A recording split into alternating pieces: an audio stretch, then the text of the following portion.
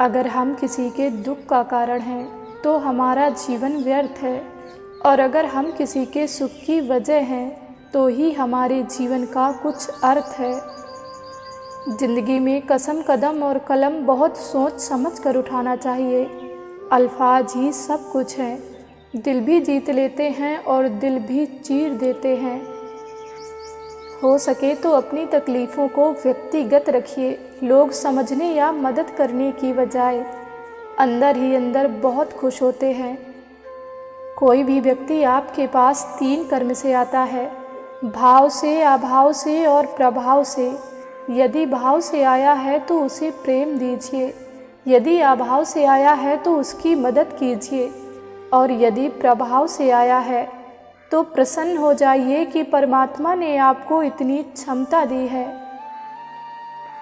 कर्म बहुत ही ध्यान से कीजिए, क्योंकि ना किसी की दुआ खाली जाती है और ना ही किसी की बद्दुआ। देश में राजा, समाज में गुरु, परिवार में पिता, घर में स्त्री और जीवन में दोस्त कभी साधारण नहीं होते, क्योंकि निर्माण और प्रलय इन्हीं के हाथों में होता है। जिंदगी में कभी भी ये सोचने मत बैठो कि कौन, कब, कैसे और कहाँ बदल गया। सिर्फ इतना देखो कि वो तुम्हें क्या सिखा कर गया। परिवर्तन संसार का नियम है। जिसे तुम मृत्यु समझते हो वही तो जीवन है।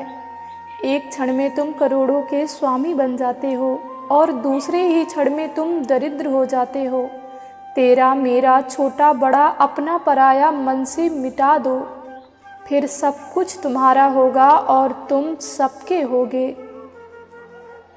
बिना हक का जब लेने का मन हो वहाँ महाभारत की शुरुआत होती है, और जब अपने हक का भी छोड़ने का मन हो वहाँ रामायण की शुरुआत होती है। जिंदगी इतनी मुश्किल इसलिए है क्योंकि लोग आसानी से मिली चीज़ों की कीमत नहीं समझते। सच्चाई तो ये है कि हम जिसको जितना खास मानते हैं, अपनी इज्जत की परवाह न कर उसकी गलती पर झुककर उसे मनाते हैं।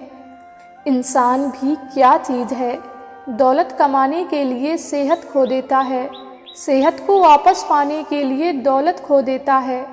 जीता ऐसे है जैसे कभी मरेगा ही नहीं, और मर ऐसे जाता है जैसे कभी जिया ही नहीं।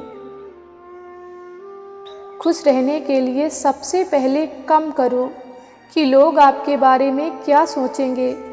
ये सोचना छोड़ दो। सबका ख्याल रखो पर अपना भी ख्याल रखो।